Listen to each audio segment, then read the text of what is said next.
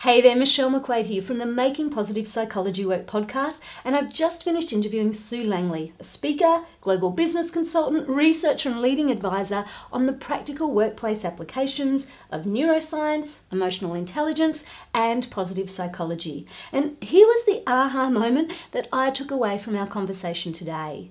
Now, if you've ever tried to convince a business leader to introduce positive psychology practices to help bring out the best in their people, you may have already discovered that it can be hard going.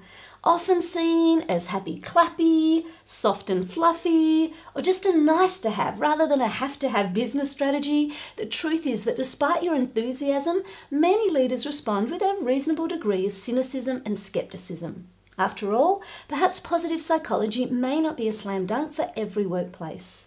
The truth is, positive psychology is still a relatively new field, and the evidence base for what works is still growing and sometimes still being hotly debated. And we know that introducing workplace change can be challenging and complex, so the introduction of positive psychology methods, like any other set of tools, needs to be considered within your organisation's current context, its desired outcomes, and the willingness of its leaders to champion and practice the proposed approaches. So what's the best way to introduce positive psychology into a workplace? Well, Sue suggests that often a slow and steady approach will win the day, especially when you've got leaders who don't yet understand and value the benefits of positive psychology practices being proposed. For example, one organisation that Sue was working with were hesitant up to the very last moment when she walked in the room to begin teaching positive psychology to their predominantly engineering male workforce. But as the science and practices were slowly introduced and people were given permission to play and debate and pull apart these ideas until they found what worked best in their firm, they soon saw the opportunities it presented, and Sue has been going back ever since.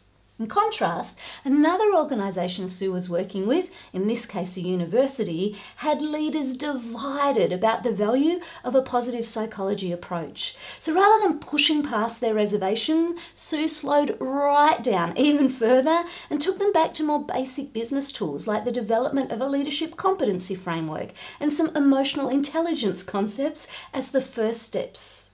Now, having leaders on board who are ready to walk the talk is the number one thing most practitioners tell me is the non-negotiable when it comes to introducing positive psychology into workplaces.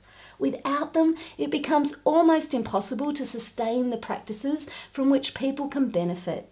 Now, if you want to know what else Sue has discovered about successfully introducing positive psychology into organisations, then head on over to michellmcquaid.com/iTunes and grab episode number 15 of Making Positive Psychology Work with Sue to find out. And I'll join you there. Until then, take care.